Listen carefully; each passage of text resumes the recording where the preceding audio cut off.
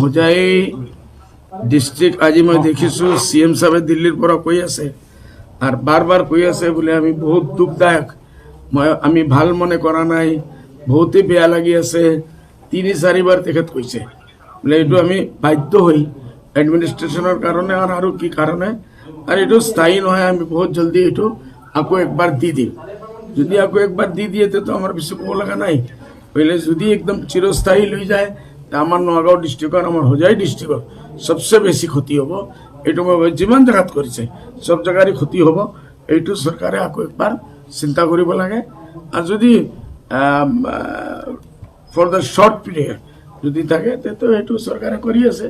আমি সবে মানিলাম সমষ্টি নিৰ্ধাৰণকৰণৰ এই না এইটু চাও যেতিয়ালৈকে কালি আমি বহিছিলো আমার মিটিং হয়েছে 9 জনী আমি এটা কমিটি বনাইছো আমার পার্টির মই গুৱাহাটী গৈছিলো কালি আৰ এইটু যেতিয়াই এতিয়ালৈকে ডিটেইলস আহা নাই খালি সমষ্টি নিৰ্ধাৰণ হব আৰ মিডিয়া দেখাই আছে নিজৰ নিজৰ স্টাইলে বলে কোনো ডিটেইল আমার হাতত নাই তথ্য নাই বহুত জলদি সরকারে বুঝে খবর দিছে বলে আমি তথ্য দি দিম যেতিয়া সেইটো আহিব তাৰপিছত আমি লিগেল মানুহসকলৰ আপুনি কথাটো উল্লেখ কৰিছে যে কি এনে বিশেষ পৰিস্থিতি হ'ল যাৰ কাৰণে 3-4 মাহৰ কাৰণে আপোনালোক মিডিয়াৰ মানুহ আপোনালোকে CM ছাৰক কৈ খুদক আমি তো নাজানো 6 মাহৰ ভিতৰত কিয় বদলি হয়তো কৈছো এটা মই ভাল পোৱা নাই মই পাৰ্চনেলি এইটো ভাল পোৱা নাই যে এইটো যে হৈছে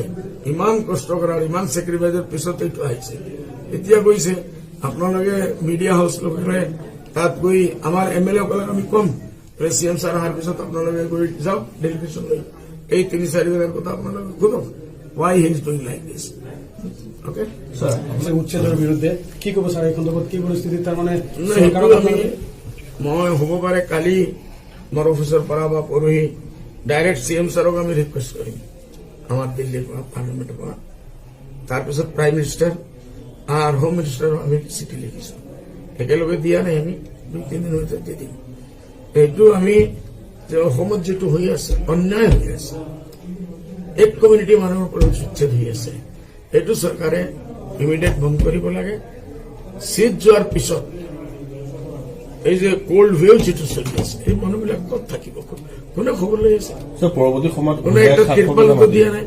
কোনো একটা সৰকাৰেৰ তৰফেৰ পৰা কোনো একটা তিরপাল দিয়া নাই কোনো একটা ব্ল্যাঙ্কেট দিয়া নাই এই মানুহবিলাক খাদ্য পানী নাই পেশাব পায়খানার কোনো ব্যবস্থা নাই মহিলাসকলৰ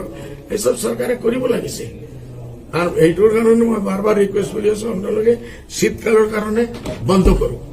তাৰপিছত আপোনালোকে ইনকুৱাৰী কৰি যদি কোনো মানুহ ইলিগেল থাকে তাৰ লগে কি কৰিব লাগে আপোনালোকে কৰক আমাৰ এইটো